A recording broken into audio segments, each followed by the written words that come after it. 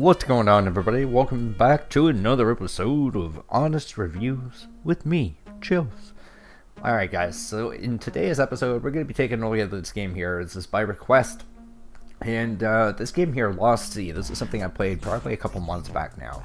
And it's a cute little game, basically, where the storyline as it goes is you wake up on some deserted island, your plane has been crashed, and last thing you remember is being out with a whole bunch of hookers doing a bunch of blow, drinking, and next thing you wake up on the island. Or no, sorry, that was last Saturday for me.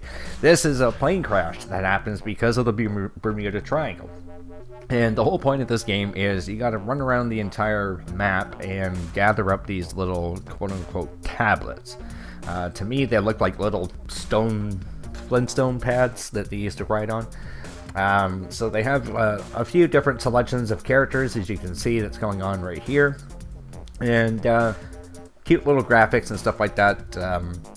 I actually really enjoyed this game. This game here, to me, it's something you would play with your kids. Okay, there's no words, there's no dialogue, there's no blood and guts and stuff like that. You basically are one of the characters. Like I said, you wake up on the island here, and the whole point of this is to run around, collect up coins, and with the coins you can actually buy upgrades. You use the, what the hell is it? There's something else that you gather up as well, aside from the tablets, to do upgrades and such like that to your gun or whatever kind of weapon. Like I think the first thing you get is a machete, and it's very linear, open world linear. So you have islands that are, I think they said there's millions of islands that you can search through, and they're all procedurally generated. So each time you play, it's going to be completely different, which is very cool. So that adds to the playthrough on it, that you actually get something different to experience every single time. So that was cool. But the main purpose of this is to go on the island that you're at, find these tablets, 1, 2, or 3 of them, bring them back to the dock where you have some random dude that's helping you, and he's like, you find these tablets, we'll be able to get the fuck out of the island, everything's going to be honky-dory. So you do. You grab these tablets, you take it back to him, and he's like, wow, thanks bro, let's leave. And then you go away, and then you go to the next island. There are bosses that you can fight, and the enemies that you start to meet do progressively get more difficult. So in that aspect, it is a bit of a challenge. It's pretty cool, but very straightforward. There's like 3 buttons you can hit, and I think the 4th one doesn't do anything. It's really simple. And that was something that I enjoyed about it. It was easy just to kind of pick up, start playing, and get wherever you needed to go on it. Now, when it comes to the upgrades, there's a series of things that you can do. You can upgrade yourself in the sense that you can have better luck finding things, you can increase your weapon range, you can increase backpack size or your inventory size, and then you can get into the ship upgrades. And ship upgrades actually play into part of how far you can explore, what you can see on your map, whether or not you can find out how many tablets are on each island, and that kind of stuff. So they do add a little bit of diversity to the game because of the upgrades, and it is something that you can basically focus on to try to get through the levels if you want to 100% it that way. So with that being said, the game itself is $17, that's Canadian, on Steam. So probably, I don't know, 14, 15 bucks on American. And for that price, this is, I'm a little tossed up because of the price range. Do I feel you can get 17 bucks worth of play out of it? Yeah, probably. Because I think I've got maybe 3 hours logged into it for the 7 or 8 episodes that I did on it. The one thing that really kind of got me was the fact that it's permadeath. I had no idea. So you'll be playing the game, you get like, 5, 6, 7, 8, 9, 10, 20 levels through. If you die, that's it. It's over. You don't get to keep those worlds. You get that world, you can't go back. You can't revisit levels. It's over. You start fresh right from where I am in this one here, which is the very, very beginning level. So that in itself could become quite frustrating, because it sort of reminded me of the days of Mario Brothers, where it's like, okay, you had to go back to world 8-1, in order to get to 8-7 and or 8-4, 8-3, whatever. And that would be painstakingly awful because there was no save feature. You couldn't shut the game off. You had to go from basically 1 to 8 all the way through, and then once you got there, you had to keep playing. And if you died, that was it. It was over. You had to start the whole thing over again. It reminds me of that. At least with Mario, you could get like 3,000 lives if you wanted to.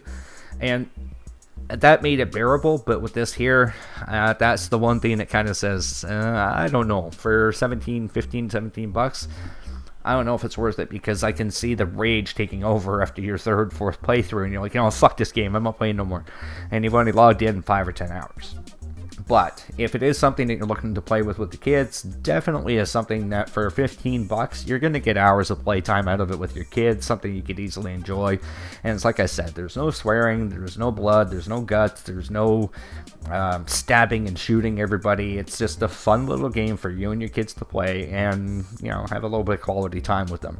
So definitely in that aspect, pretty cool. It is only single player from what I saw. I don't remember there being any kind of a multiplayer option, which would be kind of cool though, because there are other characters that you meet in game that help you do certain things. Certain ones can build bridges, other ones can dig holes, other ones can pick locks. This is where we run into one guy right here, and you can see he's a carpenter. He builds bridges, he's a locksmith, he can unlock chests, and he's tough, so he's, got extra hearts and shit like that. So those are some pretty cool little features that with each character, as you collect characters, they stay at the dock where you end up meeting up with that creepy guy we met at the beginning there, and you can take them with you on quests, and you can trade up. So if you don't want to have one person, so say one person builds bridges but the other one does the chest, you can leave the person who builds the bridges at the dock and then take the other one with you. So again, each one adds a little bit of depth to it. And I really enjoyed the time I did spend playing this, but once that permadeath option popped up, it was like, yeah, you know what, I'm done. And that's a YouTube thing, because with permadeath, if you can't progress past a certain point, people get sick and tired of seeing the same thing over and over and over again. And I feel that would relay back into real life, where it's like, I bought the game and I keep playing the same 5 levels over and over again because I can't get past this point. So like I said, fuck this game, I'm not doing it no more. So that is something to keep in mind when you are looking at this. I have the link to this to the Steam page in the description. You can check it out for yourselves right now. If it is on sale, I mean, Christmas is coming up, right? So easily could be something that you could give your kids, and like I said, have a little bit of enjoyment with it as well. So guys, this is going to do it for this little episode here. I don't want to get into too much more detail on it. Like I tell a lot of people, I don't do ratings on scale of 1 to 10. I do it on the value of how much you're paying and what you're actually going to get out of it. So will you get your money's worth? And for this one here, like I said, like you're going to be paying, I don't know, maybe 50 cents an hour or $1 an hour for each for the hours that you get out of the game.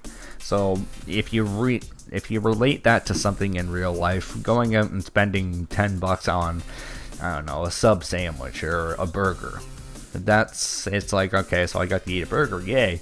With this game here, it's hours and hours and hours of enjoyment, whether it be by yourself or with some friends or with some kids, whatever it is that you're doing, like your family. Then, I could easily say, yes, this is going to get a good rating from me, because you will get a pretty good playthrough. But it's that whole rage quitting, I'm done because I can't make it past one point. And that's the thing I think that would really stop me from playing it, and has stopped me from playing it again, is that whole permadeath thing. Because you just never know. It could be a stupid little thing that kills you, and then you're like, oh, there we go, now I have to redo the whole 3 levels again. This is bullshit.